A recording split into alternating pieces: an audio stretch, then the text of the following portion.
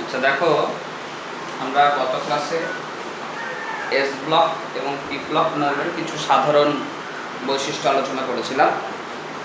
আজকে আমরা আলোচনা করব পরের যে অংশ আছে ডি ব্লক এবং এ ব্লক এর সাধারণ বৈশিষ্ট্য, এবং তার সঙ্গে সঙ্গে আরও কিছু অংশ আমরা আলোচনা করব।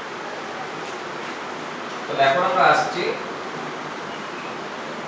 ডি ব্লক মৌলের সাধারণ বৈশিষ্ট্য। তো দেখবে এখানে যে মৌলগুলো আছে তোমরা দেখেছো, আয়রন, ক্রোমিয়াম, জিঙ্ক, এই সমস্ত, অর্থাৎ এগুলো বেশিরভাগই কিন্তু ধাতব মৌল। তার জন্য এই মৌলগুলোর সাধারণ বৈশিষ্ট্য হচ্ছে এদের উচ্চ গলনাঙ্ক এবং স্ফুটনাঙ্ক থাকে। তাহলে এক নম্বর আমরা বলছি মৌলগুলির উচ্চ গলনাঙ্ক ও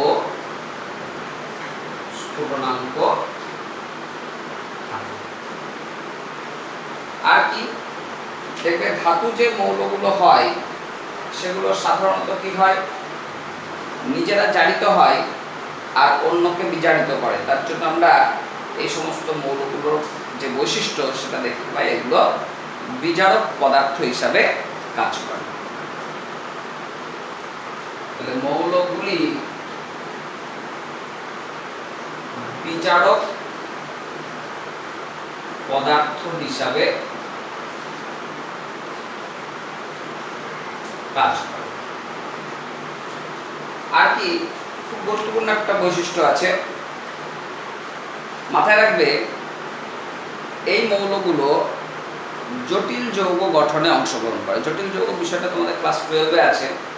এখন শুধু কথাটা মাথায় রাখবে যে মৌলগুলি জটিল যৌগ গঠনে অংশগ্রহণ করে।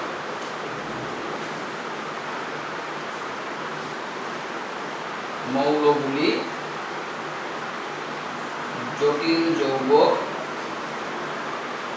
গঠনে অংশগ্রহণ করে। আবার দেখবে অনেক বিক্রিয়ায় এই মৌলগুলো অনুঘটক হিসাবে ব্যবহৃত হয়। তাহলে অনুঘটক রূপে ব্যবহৃত হয়।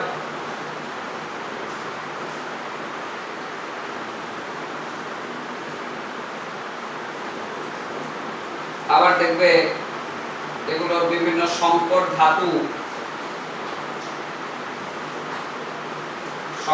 ধাতুর উপাদান হিসাবে ব্যবহৃত হয়।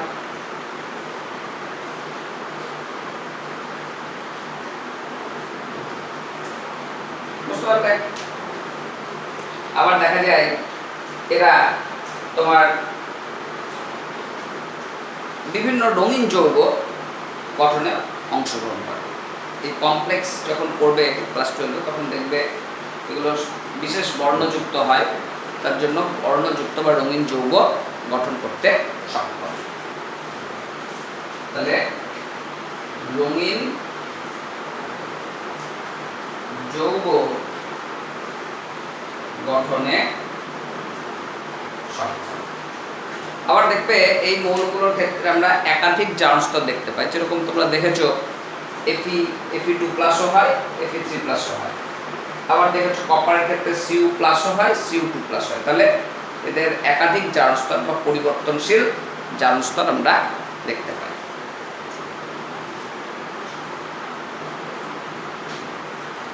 পরিবর্তনশীল জারণ স্তর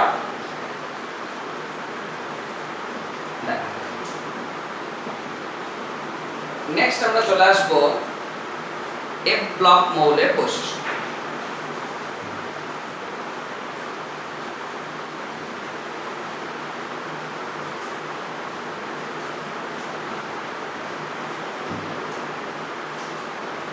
এফ ব্লক মৌলের বৈশিষ্ট্য। এফ ব্লক তোমরা দেখেছো যে সমস্ত মৌলগুলোর ক্ষেত্রে এফ কক্ষকে ইলেকট্রন প্রবেশ করছিল সেগুলোকে আমরা এফ ব্লক মৌল বলেছি। এগুলোকে তোমরা জানো দুটো ভাগে ভাগ করা হয়েছিল, একটা ছিল ল্যান্থানাইট আর একটা ছিল অ্যাক্টিনাইট। যেগুলো 4F সিরিজ সেগুলো হচ্ছে ল্যান্থানাইট, আর যেগুলো 5F সিরিজ সেগুলো হচ্ছে অ্যাক্টিনাইট মৌল। তা এই যৌগগুলোর যে বৈশিষ্ট্য আমরা দেখতে পাই সেগুলো হচ্ছে এরা সবই কিন্তু ধাতব মৌল।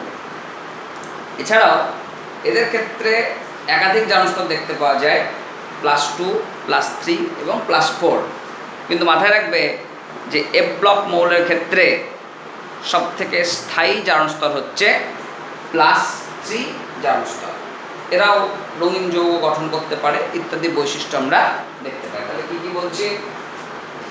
1 নম্বর বলছি মৌলগুলি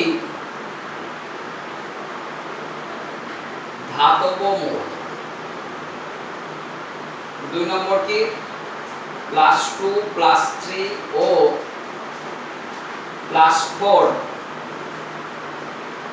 জারণ স্তর প্রদর্শন করে, কিন্তু +3 জারণ স্তর সর্বাপেক্ষা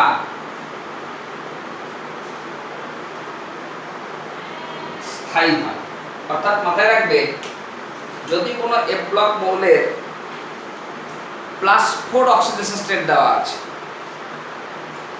তাহলে মাথায় রাখবে সেটা কি হবে? +3 তে আসার চেষ্টা করবে, অর্থাৎ নিজে বিজারিত হবে, অন্যকে জারিত করবে। অর্থাৎ +4 অক্সিডেশন স্টেটে যদি থাকে কোনো এফ ব্লক মৌলের মৌল, তাহলে সেগুলো কাজ করবে জারক পদার্থ হিসেবে। আর যদি +2 অক্সিডেশন স্টেটে থাকে তাহলে +2 থেকে কি হবে?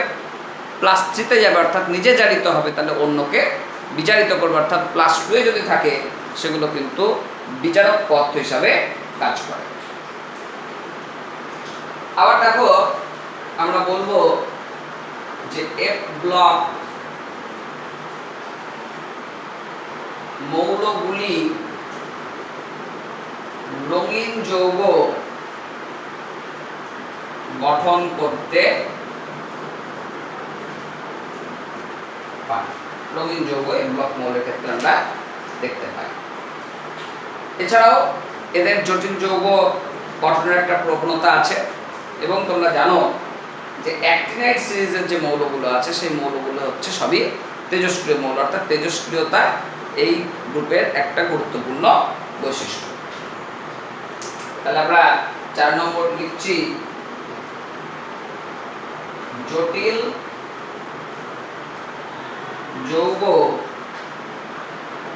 গঠন করতে পারে। আর 5 নম্বর বলছি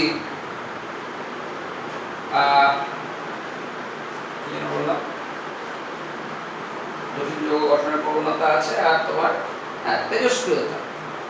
এই গ্রুপের মৌলগুলোর মধ্যে তেজস্ক্রিয়তা ধর্ম দেখতে পাওয়া যায়। মৌলগুলির মধ্যে তেজস্ক্রিয়তা ধর্ম লক্ষ্য করা যায়। যাই হোক, এই মোটামুটি বৈশিষ্ট্য আমরা আলোচনা করলাম। তোমরাও বইয়ে দেখবে আরো কিছু বৈশিষ্ট্য আছে। এরপরে আমরা কতগুলো গুরুত্বপূর্ণ টার্মে চলে যাব। এবার আমাদের আস্তে আস্তে আস্তে আস্তে আবার বোঝার জিনিস, কনসেপচুয়াল জিনিস আসবে। এতক্ষণ এবং গত ক্লাসেও দেখেছো শেষের যে অংশগুলো কিছুটা আমরা মুখস্থ নির্ভর পড়াশোনা করেছি, তোমাকে মনে রাখতেই হচ্ছে সরাসরি। এরপরে আমরা আবার চলে আসব কিছু তোমার কনসেপচুয়াল পোর্শনে। যেমন দেখো আমাদের একটা গুরুত্বপূর্ণ টার্ম আছে, সেটা হচ্ছে ল্যান্থানাইট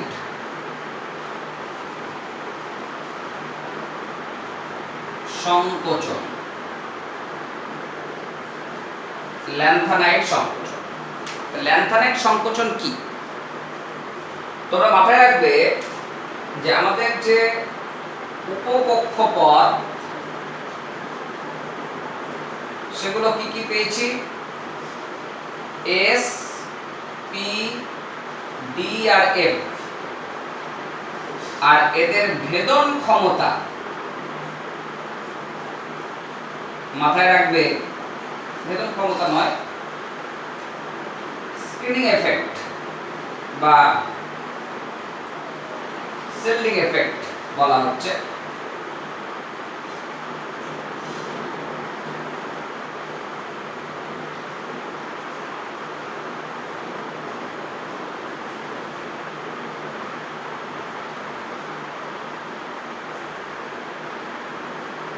সেটা S greater than P greater than D greater than F।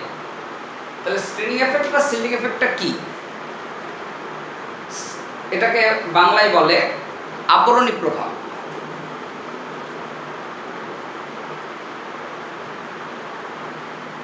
আবরণী প্রভাব।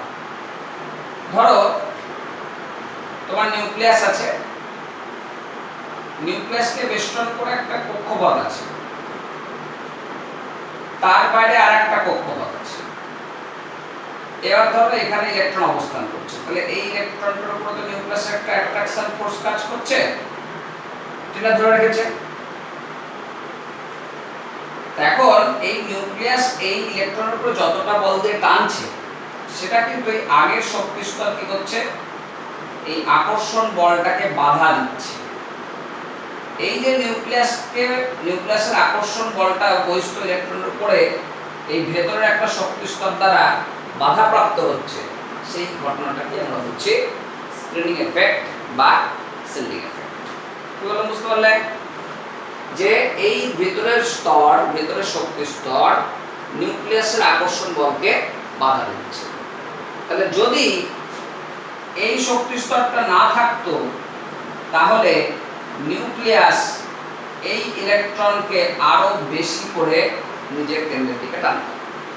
তো দেখা যায় এস শক্তি স্তর নিউক্লিয়াসের আকর্ষণ বলকে সবথেকে বাধা দেয়, এস সাবসেল, তারপরে পি, তারপরে ডি, সবথেকে কম হচ্ছে এফ। তাহলে আমরা আবরণী প্রভাব দেখছি এস এর সবথেকে বেশি আর এফ এর সবথেকে কম। এখন ল্যান্থানাইটের ক্ষেত্রে কি হয়? ল্যান্থানাইট মৌলের ক্ষেত্রে মাথায় রাখবে শেষ ইলেকট্রন প্রবেশ করে 4f কক্ষপথে। তাহলে তোমরা এমনি সাধারণ নিয়ম অনুসারে জানো, ক্লাস 10 পড়েছো যে বাম দিক থেকে ডান দিকে গেলে পরমাণুর আকৃতি ক্রমশ ছোট হয়। তাহলে কেন ছোট হয়? তোমরা জানো যে নিউক্লিয়াসে ক্রমশ প্রোটন সংখ্যা বাড়ে, কিন্তু কক্ষপথের সংখ্যা বৃদ্ধি পায় না, আর কক্ষপথের সংখ্যা বৃদ্ধি না পাওয়ার ফলে নিউক্লিয়াসের আকর্ষণ বল বহিস্থ কক্ষপথের উপরে ক্রমশ বাড়তে থাকে এবং পরমাণুর আকৃতি ছোট হয়। এই ঘটনা আমরা ল্যান্থানাইট সিরিজের ক্ষেত্রে দেখতে পাই, কিন্তু দেখা যায় যে ল্যান্থানাইট সিরিজের ক্ষেত্রে এই ছোট হওয়ার হারটা আরও বেশি। মানে অন্যান্য পর্যায়ের ক্ষেত্রে তোমার ছোট হওয়ার যে প্রবণতা বাম দিক থেকে ডান দিকে গেলে, ল্যান্থানাইটে কিন্তু তার থেকেও বেশি। তাহলে কেন বেশি? তার কারণ আমি যখনই বাম দিক থেকে ডান দিকে যাচ্ছি, নিউক্লিয়াসের প্রোটন সংখ্যা বাড়ছে, নিউক্লিয়াসের আকর্ষণ বল বাড়ছে, আর একটা করে ইলেকট্রন কোথায় প্রবেশ করছে? এই 4f, দেখবে 4f1, 4f2, 4f3 এই করতে করতে 4f14 হয়। তাহলে নিউক্লিয়াসের প্রোটন বাড়ছে আর শেষ ইলেকট্রন ঢুকছে 4f এ। তাহলে 4f এ যখন ইলেকট্রন ঢুকছে, 4f কি করছে? নিউক্লিয়াসের আকর্ষণ বলটাকে আরো কম বাধা দিচ্ছে, লেস সিল করছে। তাহলে এফ এর আবরণী প্রভাব কম, তার মানে বাধা কম দিচ্ছে বহিস্থ ইলেকট্রনের উপরে নিউক্লিয়াসের আকর্ষণ বলকে। যেহেতু বাধাটা কম দিচ্ছে, তার জন্য দেখা যাচ্ছে কি নিউক্লিয়াস বহিস্থ ইলেকট্রনকে বেশি করে টানছে আর পারমাণবিক ব্যাসার্ধ দ্রুত কমে যাচ্ছে। তাহলে দেখো আমি কথাটা একটু লিখে দিই যে পর্যায় বরাবর বাম দিক থেকে ডান দিকে গেলে নিউক্লিয়াসে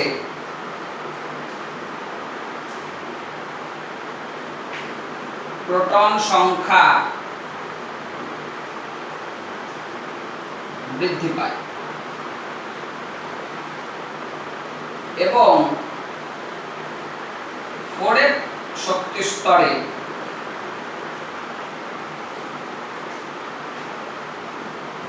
ইলেকট্রন প্রবেশ করতে থাকে।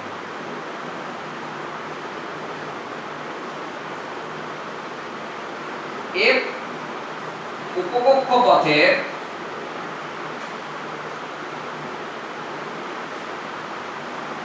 আবরণী প্রভাব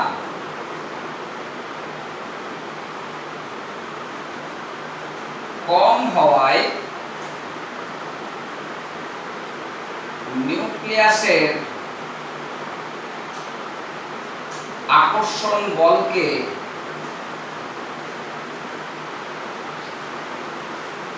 কম বাধা দেয়।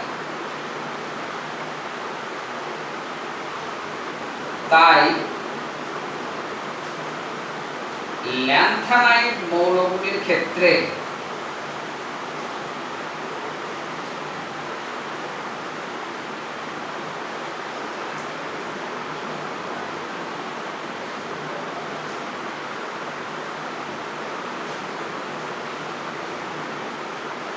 পারমাণবিক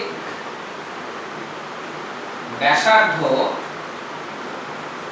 দ্রুত হ্রাস পায়।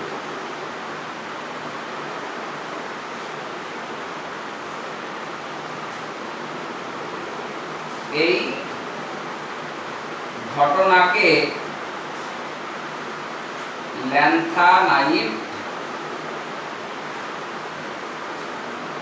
সংকোচন, ল্যান্থানাইড সংকোচন বা ল্যান্থানাইড কন্ট্রাকশন মানেই হচ্ছে যে ল্যান্থানাইড মৌলগুলোর ক্ষেত্রে পারমাণবিক ব্যাসার্ধ দেখা যাচ্ছে যে অন্যান্য তোমার ব্লকের ক্ষেত্রে বাম দিক থেকে ডান দিকে গেলে যে ছোট হয় তার থেকে এখানে দ্রুত ছোট হচ্ছে, কারণ এফ কক্ষকের আবরণী প্রভাব খুবই কম, তার জন্য নিউক্লিয়াসের আকর্ষণ বলকে বাধা দিতে পারছে না। যেমন যেমন নিউক্লিয়াসে প্রোটন বাড়ছে, নিউক্লিয়াসে পজিটিভ চার্জ বাড়ছে, আর পজিটিভ চার্জ বাড়ার সঙ্গে সঙ্গে নিউক্লিয়াসের কার্যকরী আকর্ষণ বল শেষ কক্ষপথের উপরে ক্রমশ বাড়ছে, আর এর ফলে দেখা যাচ্ছে কি তোমার পারমাণবিক ব্যাসার্ধ দ্রুত হ্রাস পাচ্ছে। তাহলে এই ঘটনাকে আমরা বলছি ল্যান্থানাইড সংকোচন। এবার দেখো আমরা আলোচনা করব যে ইউরেনিয়ামোত্তর যে মৌলগুলো আছে সেই মৌলগুলোর কিছু আইইউপিএসি নাম আমরা পড়ব। যে দেখবে অনেক পর্যায় শেষের ধারের মৌলগুলো ইউইউ ও কিউইউপি এরকমভাবে, ইউইউটি এরকমভাবে নাম দেওয়া আছে, বা ইউএনকিউ এরকম নাম থাকে। তাহলে ওগুলো আসলে কোনো আবিষ্কৃত মৌল নয়, ওগুলো হচ্ছে একটা কাল্পনিক মৌল। যদি ওখানে মৌল আসে তাহলে কি নাম দেওয়া যেতে পারে সেটা আইইউপিএস সিস্টেম তৈরি করে রেখেছে। তা সেটা কিভাবে তৈরি হয়েছে আমি একটু বলে দিই।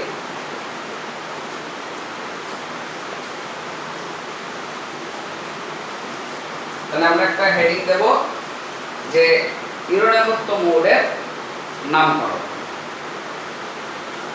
ইউরেনিয়াম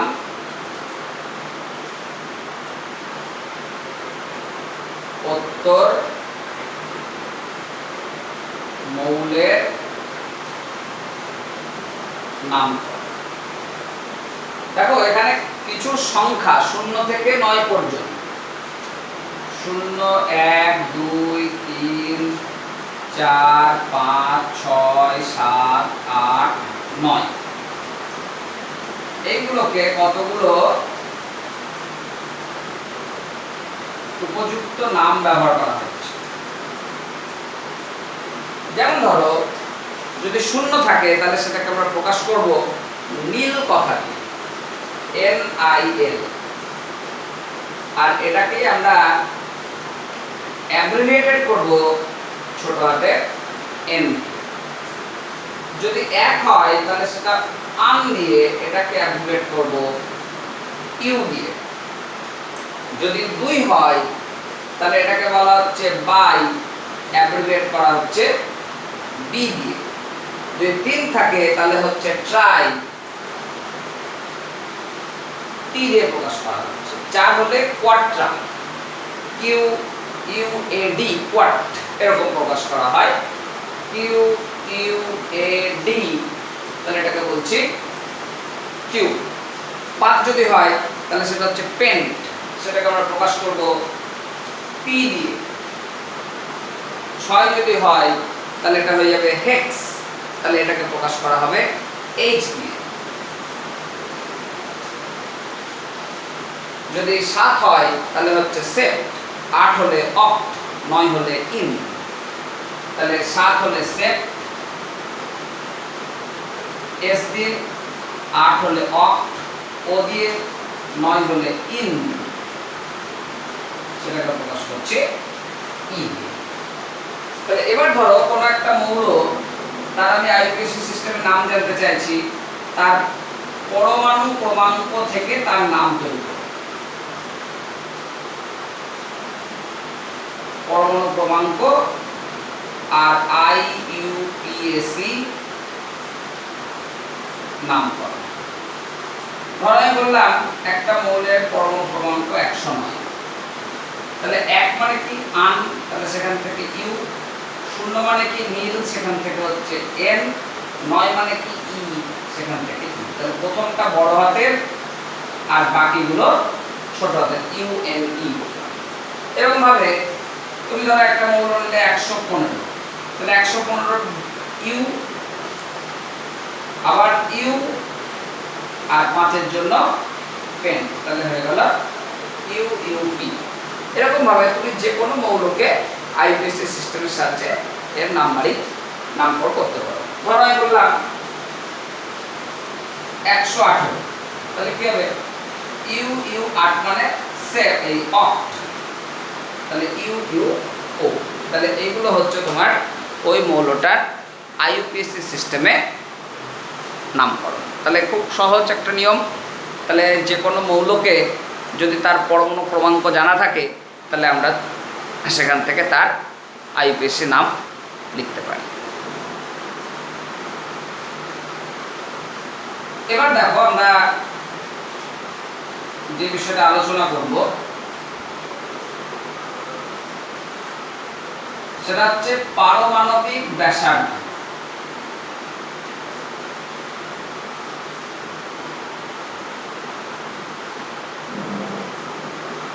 পারমাণবিক ব্যাসার্ধ পরমাণুর ব্যাসার্ধ। এখন পরমাণুগুলো এত ক্ষুদ্র যে সাধারণভাবে পারমাণবিক ব্যাসার্ধ পরিমাপ করা সম্ভব হয় না। তা পারমাণবিক ব্যাসার্ধ মাপার জন্য আমাকে কোনো অণু বা কোনো কেলাস জালক বা কোনো আয়নীয় যৌগ সেখান থেকে মাপতে হয়। কী বললাম বুঝতে পারলে? তাহলে পারমাণবিক ব্যাসার্ধ মাপার জন্য আমাকে বিভিন্ন রকমের যৌগ বা কেলাস বা আয়নীয় যৌগ ইত্যাদি জায়গা থেকে আমাদের পরিমাপ করতে হয়। তাহলে পারমাণবিক ব্যাসার্ধ আমাদের 3 ভাবে পরিমাপ করা হয়। দেখো কি কি। এক হচ্ছে সমযোজী ব্যাসার্ধ বা কোভ্যালেন্ট রেডিয়াস। 2 হচ্ছে ধাতব ব্যাসার্ধ, ইংরেজিতে বলা হয় মেটালিক রেডিয়াস। আর 3 হচ্ছে ভ্যান্ডার ওয়াল ব্যাসার্ধ।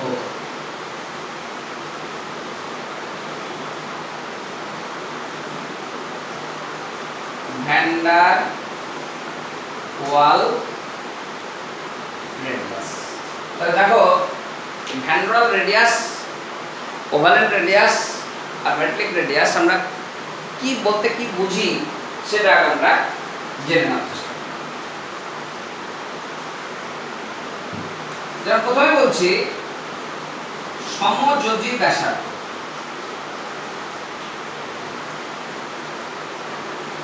তোমরা সমযোজী যৌগ জানো যে সমযোজী যৌগ যখন গঠিত হয়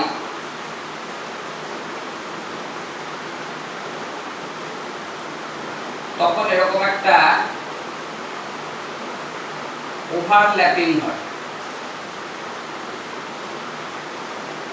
ওভারল্যাপিং হচ্ছে। এখন এই দুটো ধরে নাও পরমাণু নিউক্লিয়াস, তুমি কি করলে এই নিউক্লিয়াসকে যোগ করে দিলে, দুটো পরমাণুর নিউক্লিয়াস যোগ করে দিলে। এবার এই নিউক্লিয়াস দ্বয়ের যে অন্তর্বর্তী দৈর্ঘ্য দূরত্ব, সেই দূরত্বর যদি আমি অর্ধেক দূরত্ব নিই, হাফ অফ দ্য ডিসটেন্স, তাহলে এই ডিসটেন্সটাকে আমরা বলবো কোভ্যালেন্ট রেডিয়াস। কিন্তু মাথায় রাখবে এই কোভ্যালেন্ট রেডিয়াস কিন্তু বাস্তবে পারমাণবিক ব্যাসার্ধের থেকে কিছুটা কম। তার কারণ কি? পারমাণবিক ব্যাসার্ধ তো এতদূর পর্যন্ত।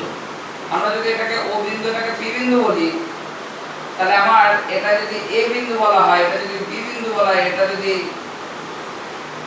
টি বিন্দু বলা হয়, তাহলে ওটিটাকে আমরা বলছি সমযোজী ব্যাসার্ধ। কিন্তু বাস্তবে ও এ পর্যন্ত হচ্ছে পারমাণবিক ব্যাসার্ধ। তা এই পারমাণবিক ব্যাসার্ধ দেখা যায় সমযোজী ব্যাসার্ধের থেকে কিছুটা বড়। কিন্তু আমরা আগেই বলেছি যে সরাসরি কিন্তু পরমাণু ব্যাসার্ধ পরিমাপ করা সম্ভব হয় না। আমাদের কি করতে হয়, এত ক্ষুদ্র ডিসটেন্স যে আমরা কি করি, অন্তত দুখানা পরমাণুর দূরত্ব যদি পরিমাপ করি তাহলে সেটার মান কিছুটা বড় হয়, সেইখান থেকে আমরা হাফ করে নিই, দিয়ে তাদের আমরা রেডিয়াস ক্যালকুলেট করি। তার জন্য এই সমযোজী ব্যাসার্ধ মাথায় রাখবে বাস্তবে পারমাণবিক ব্যাসার্ধের থেকে কম, কারণ এখানে কিছুটা ওভারল্যাপিং এর জন্য, এই ওভারল্যাপিং এর জন্য কিন্তু ব্যাসার্ধ হ্রাস পাচ্ছে। তাহলে মাথায় রাখবে সমযোজী ব্যাসার্ধ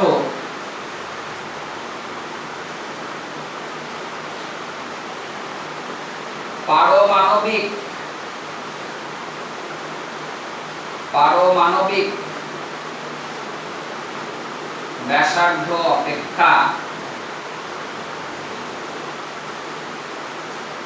কম। এবার দেখো আমরা আরেক ধরনের ব্যাসার্ধ বলছি, সেটা হচ্ছে ধাতব ব্যাসার্ধ।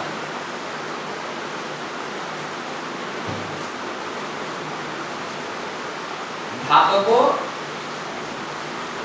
ব্যাসার্ধ মেটালিক রেডিয়াস। ধাতুগুলো কি করে, iron, cobalt, nickel, copper, zinc, তোমরা যা জানো, এই মৌলগুলো তোমার কেলাস জালক গঠন করে। কেলাস জালক মানে দেখা যায় যে এদের পরমাণুগুলো এরকম পাশাপাশি অবস্থান করছে। তাহলে পরমাণুগুলো ঠিক গায়ে ঘেঁষাঘেঁষি যেহেতু অবস্থান করছে, তার জন্য দেখা যাচ্ছে এদের দুটো নিউক্লিয়াসের যে দূরত্ব, তার যে হাফ অফ দ্য ডিসটেন্স, তাকে আমরা বলছি কি মেটালিক রেডিয়াস। আর এই মেটালিক রেডিয়াস আর অ্যাটমিক রেডিয়াস, পারমাণবিক ব্যাসার্ধ, এক্ষেত্রে কিন্তু একদম সমান হবে। তাহলে মাথায় রাখবে ধাতব ব্যাসার্ধ এবং পারমাণবিক ব্যাসার্ধের মান সমান। তাহলে ধাতব ব্যাসার্ধ ইজ ইকুয়াল টু হবে প্রকৃত পারমাণবিক ব্যাসার্ধ। কিন্তু আমি আবার এক কথাই বলবো যে তুমি একটা পরমাণুর ব্যাসার্ধ ক্যালকুলেট করতে পারবে না, কারণ এই মান এত ক্ষুদ্র অ্যাংস্ট্রম এককে থাকে। এবার ওই ক্ষুদ্র মান সরাসরি হিসাব করা সম্ভব হয় না। তার জন্য আমরা কি করছি, পাশাপাশি দুখানা পরমাণুর মধ্যে দূরত্ব মাপছি, তাদের দূরত্বটা কিছুটা বড় হচ্ছে, তারপরে তার আমরা অ্যাভারেজ ভ্যালু ক্যালকুলেট করছি। তাহলে আমরা দেখছি যে ধাতব ব্যাসার্ধ কিন্তু সমযোজী ব্যাসার্ধের থেকে কিছুটা বড় হচ্ছে। এবার দেখো আরেক ধরনের ব্যাসার্ধ আমরা বলছিলাম, সেটা হচ্ছে ভ্যান ডার ওয়াল ব্যাসার্ধ।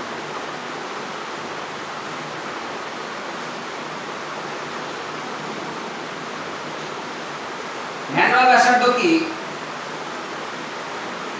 তুমি এই ধরো একটা সমযোজী অণু নিলে, আর এইখানে আর একটা সমযোজী অণু,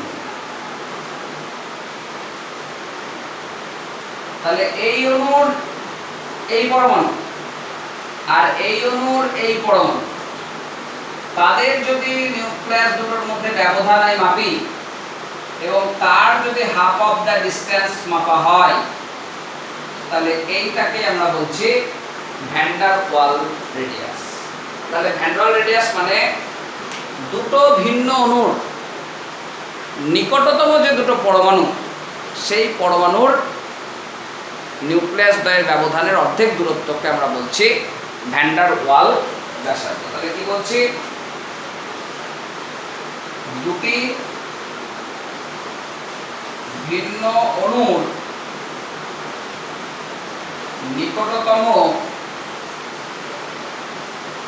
পরমাণুর নিউক্লিয়াস দ্বয়ের ব্যবধানের অর্ধেক দূরত্বকে ভ্যান ডার ওয়াল ব্যাসার্ধ বলা। আর এই ভ্যান ডার ওয়াল ব্যাসার্ধের মান আমরা দেখব পারমাণবিক ব্যাসার্ধের থেকে বড়। ভ্যান ডার ওয়াল ব্যাসার্ধের মান পারমাণবিক ব্যাসার্ধ অপেক্ষা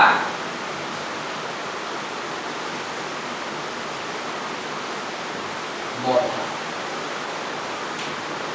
তা দেখবে এই ভ্যান ডার ওয়াল ব্যাসার্ধ কোন ক্ষেত্রে মাপা হয়, প্রয়োগটা কোথায়।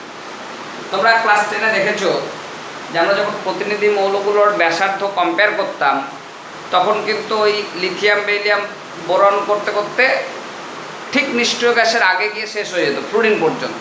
তো কখনোই বলতাম না যে নিয়নের ব্যাসার্ধটাকে ওই পারমাণবিক ব্যাসার্ধের ট্রেন্ডের মধ্যে ফেলা হচ্ছে, লক্ষ্য করে দেখবে ফ্লুরিনে গিয়ে শেষ হয়ে যেত। কখনো আমরা আর্গনের ব্যাসার্ধটাকে কম্পেয়ার করতাম না। তার কারণ এই নিষ্ক্রিয় গ্যাসগুলোর ক্ষেত্রে আমরা পরিমাপ করি ভ্যান ডার ওয়াল ব্যাসার্ধ, যে কারণে দেখা যায় কি ভ্যান ডার ওয়াল ব্যাসার্ধ পারমাণবিক ব্যাসার্ধের থেকে বড় হয়। তার জন্য আমরা যেটা জানি যে বাম দিক থেকে ডান দিকে গেলে ব্যাসার্ধ ক্রমশ কমছে, কমতে কমতে ঠিক নিষ্ক্রিয় গ্যাসে যখন যাবে তখন দেখা যাবে পারমাণবিক ব্যাসার্ধটা বড় হয়ে যাবে। সেই কারণে আমরা ওই যে ট্রেন্ড গত বছর তোমরা পড়েছো, ক্লাস 10-এ সবাই পড়েছো, তো সেক্ষেত্রে আমরা নিষ্ক্রিয় গ্যাসের ব্যাসার্ধটাকে হিসাব করতাম। তাহলে এখন প্রশ্ন হচ্ছে যে ভ্যান ডার ওয়াল ব্যাসার্ধ কেন নিষ্ক্রিয় গ্যাসের ক্ষেত্রে আমরা হিসাব করছি। দেখো, নিষ্ক্রিয় গ্যাসগুলো তো কারোর সঙ্গে যৌগ গঠন করে না, এটা তো সমস্যা। অন্যান্য মৌলগুলো তারা হয় জালক গঠন করে থাকছে বা কোনো অণু গঠন করছে, তার মানে কারণ না কোনো পরমাণুর সঙ্গে যুক্ত অবস্থায় আছে। কিন্তু নিষ্ক্রিয় গ্যাসের পরমাণুগুলো কি, এরা এককভাবে বিচ্ছিন্ন অবস্থায় থাকে। তাহলে এককভাবে বিচ্ছিন্ন অবস্থায় থাকলে ধরে নাও এরকম একটা আর্গনের পরমাণু, তাহলে আর্গনের তো আর অণু হয় না, আর্গন পরমাণু হিসেবেই থাকে। তাহলে আমি দেখবো কি, যদি আর একখানা আর্গন পরমাণু যে নিকটতম কাছাকাছি আছে, তাদের অন্তর্নিউক্লিয় যে দূরত্ব, সেই দূরত্বের অর্ধেক দূরত্বকে আমরা বলছি ভ্যান ডার ওয়াল রেডিয়াস। তার জন্য দেখা যায় যে নিষ্ক্রিয় গ্যাসগুলোর যে ব্যাসার্ধ, সেটা কিন্তু সাধারণ পারমাণবিক ব্যাসার্ধের থেকে কিছুটা বড় হয়। যে কারণে আমরা বলবো যে সবথেকে বড় ব্যাসার্ধ হচ্ছে ভ্যান ডার ওয়াল ব্যাসার্ধ, তারপরে হচ্ছে ধাতব ব্যাসার্ধ, আর সবথেকে ছোট হচ্ছে সমযোজী ব্যাসার্ধ। তাহলে মাথায় রাখবে ভ্যান ডার ওয়াল ব্যাসার্ধ গ্রেটার দেন ধাতব ব্যাসার্ধ আর গ্রেটার দেন সমযোজী ব্যাসার্ধ। আর মাথায় রাখবে কি, যে নিষ্ক্রিয় গ্যাসগুলোর ক্ষেত্রে আমরা ভ্যান ডার ওয়াল ব্যাসার্ধ পরিমাপ করি,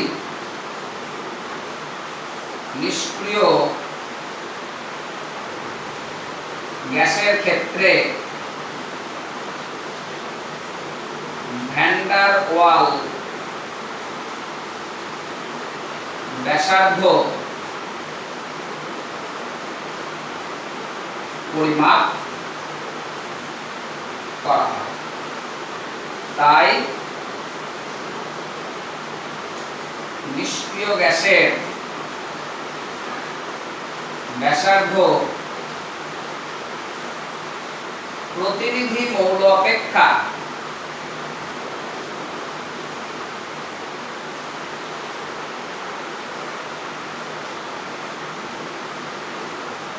বড়, প্রতিনিধি মৌল থেকে কিছুটা বড় হয়। এই জন্য দেখবে ক্লাস 10-এ আমাদের কিন্তু ওই জায়গাটা টাচ করা হতো না, ওই জায়গাটা ছেড়ে দেওয়া হতো। অর্থাৎ নিষ্ক্রিয় গ্যাসগুলোর ব্যাসার্ধকে আমরা ওই পর্যায়গত ধর্মের মধ্যে রাখতাম।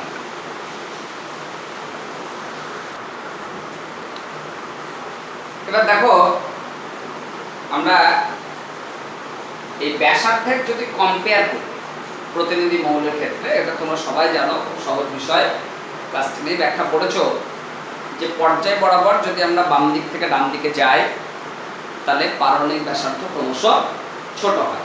তার কারণও তোমরা জানো যে কক্ষপথের সংখ্যা তো বৃদ্ধি পায় না, বাড়ে কি নিউক্লিয়াসের প্রোটন সংখ্যা। যেহেতু নিউক্লিয়াসের প্রোটন সংখ্যা বৃদ্ধি পায়, তার জন্য সর্ববহিস্থ কক্ষপথের ইলেকট্রনের উপরে নিউক্লিয়াসের আকর্ষণ বল বেড়ে যায় এবং পারমাণবিক ব্যাসার্ধ ক্রমশ কমতে থাকে।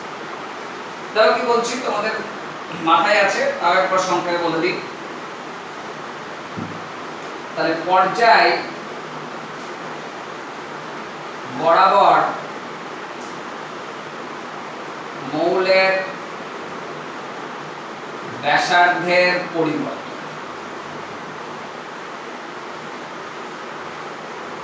দেখো, তুমি ধরো সোডিয়াম যদি নাও তাহলে তোমরা করেছো কি 281 আর এর নিউক্লিয়াসের প্রোটন হচ্ছে 11টা। ম্যাগনেসিয়াম প্রোটন 12টা, ইলেকট্রন বিন্যাস 282। সে তোমরা নতুন যেটা শিখেছি সেটা দিয়ে করলেও হবে, 1s2 3s1 বা 3s2। তাহলে 282। এরকম ভাবে যদি অ্যালুমিনিয়ামে যাও তাহলে 283। এভাবে ক্রমশ ইলেকট্রন সংখ্যা আমরা দেখছি শেষ কক্ষপথে বাড়ছে। কিন্তু তোমরা জানো কি যে কক্ষপথের সংখ্যা তো বাড়ছে না, কিন্তু নিউক্লিয়াসের প্রোটন সংখ্যা বৃদ্ধি পাচ্ছে। যে কারণে দেখা যায় যে পর্যায় বরাবর বাম দিক থেকে ডান দিকে গেলে পারমাণবিক ব্যাসার্ধ ক্রমশ হ্রাস পায়। তাহলে আমরা বলবো পর্যায় বরাবর বাম দিক থেকে ডান দিকে গেলে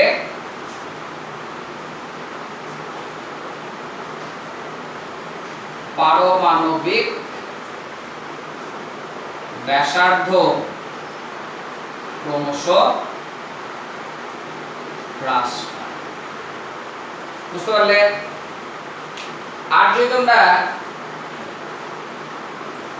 শ্রেণী বরাবর পরিবর্তন দেখো, ধরো লিথিয়াম তাহলে 2-1, সোডিয়াম 281, পটাশিয়াম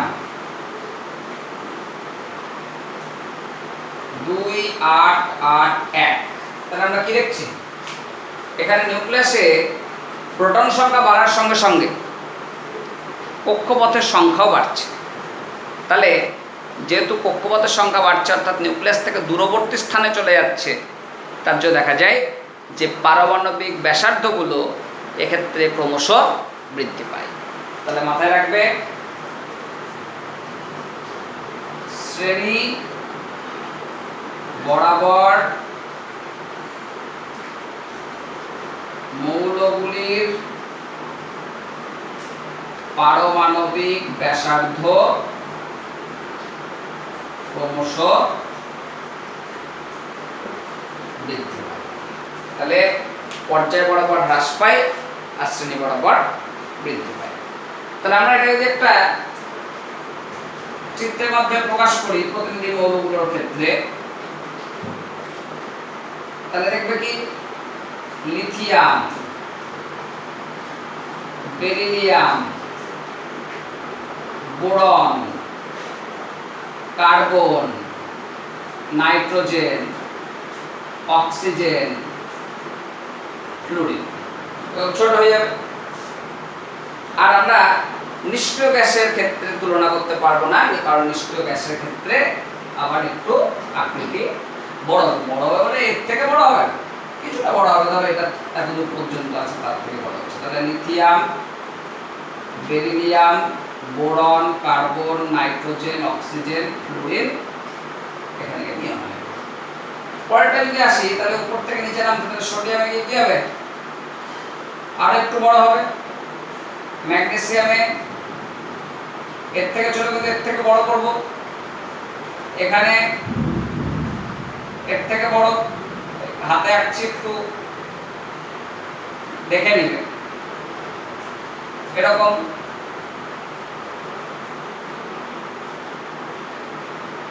বুঝে গেল? তাহলে sodium, magnesium, aluminium, silicon, phosphorus, sulphur, chlorine, argon. তাহলে এই তথ্যগুলো কিন্তু তোমাদের একটু মাথায় রাখতে হবে যে পর্যায় বরাবর বাম দিক থেকে ডান দিকে গেলে আকৃতি ক্রমশ ছোট হচ্ছে, আর উপর থেকে নিচে নামলে আকৃতি ক্রমশ বড় হচ্ছে। বেশ, এগুলো তোমরা তৈরি করে নাও। পরের ক্লাসে আমরা আর যে প্রপার্টিসগুলো আছে সেগুলো আলোচনা করব। আর একটি বা দুটি ক্লাস আমাদের ম্যাক্সিমাম লাগবে, কারণ এই পারমাণবিক ব্যাসার্ধ বোঝা হয়ে গেলে তোমরা জানো ক্লাস 10-এর মতনই বিষয় সব পর খুব দ্রুত শেষ হয়ে যাবে। 2-3টে নতুন ধর্ম আছে, সেইগুলো ছাড়া বাকি সবই কিন্তু ক্লাস 10-এর মতন খুব দ্রুত আমরা সামনে ক্লাসে সম্ভবত শেষ হয়ে যেতে পারে, বা অল্প একটু বাকি থাকতে পারে।